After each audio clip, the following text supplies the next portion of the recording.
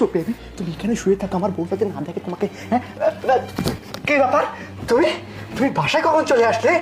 হ্যাঁ আমি না অনেকক্ষণ আগেই চলে আসছি, এসে তো তোমার সব কীর্তিকলাপ দেখতেছি। তুমি বাড়িতে মেয়ে নিয়ে এসে চুমাচুমি করতেছো, তাই না? নোংরা লোক একটা। তোমার প্রতি না আমার অনেক আগে থেকেই সন্দেহ ছিল যে তুমি একটা খারাপ লোক, নোংরা লোক, কিন্তু আমার হাতে কোনো প্রমাণ ছিল না। তাই আজকে তোমাকে হাতে নাতে ধরার জন্য না বলে চলে আসছি। তবে তোমাকে একটা কথা বলে রাখি, আমারও না একটা বয়ফ্রেন্ড আছে। তোমার এসব কীর্তিকলাপ দেখে সন্দেহ করে আমিও বয়ফ্রেন্ড জুটিয়ে নিয়েছি।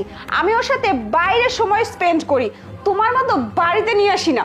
তবে হ্যাঁ, এইবার না আমি ওকে বাড়িতে নিয়ে আসবো, তারপর তোমাকে মজা বোঝাবো। কি?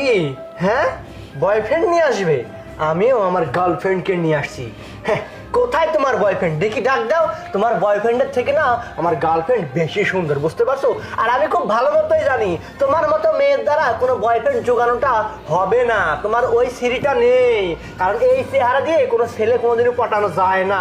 আমাকে দেখো, আমাকে গার্লফ্রেন্ড হ্যাঁ, নিয়ে আসছি। তুমি আমার মূল্য না বুঝলে কি হবে? অন্য ছেলেরা আমার মূল্য ঠিকই বোঝে। তুমি আমাকে ভালোবেসে বিয়ে করছো, আর এখন আমাকে ঠকাচ্ছ অন্য মেয়ে নিয়ে এসে। তোমাকেও আমি ঠকাবো, ঠকাতে পারি সেটা দেখিয়ে দেব।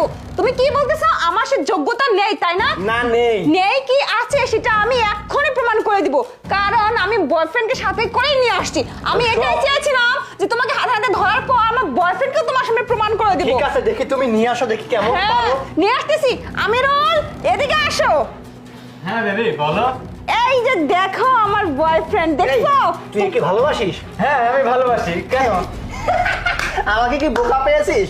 আমার বিশ্বাস হয় না যে তুই ওকে ভালোবাসিস। তোদের সম্পর্ক কতদিনে? আরে আমাদের সম্পর্ক 5 বছর হচ্ছে। আরে 5 বছর? দেখ ছবি, আমাদের পার্কে ঘুরতে যাওয়া ছবি দেখছিস? ও কেন এখন বিশেষ হয়েছে? কি কি বলছিলি তুই যে আমি কোনো বয়ফ্রেন্ড জোগাতে পারবো না? দেখ তোর থেকে কত হ্যান্ডসাম। আমার গার্লফ্রেন্ড দেখবি না? তোর গার্লফ্রেন্ড দেখার কোনো ইচ্ছে আমার নেই। আরে দেখ না, দেখলে তো মজাই বুঝবি না। আমার গার্লফ্রেন্ড তোকে দেখাচ্ছি, দাঁড়া।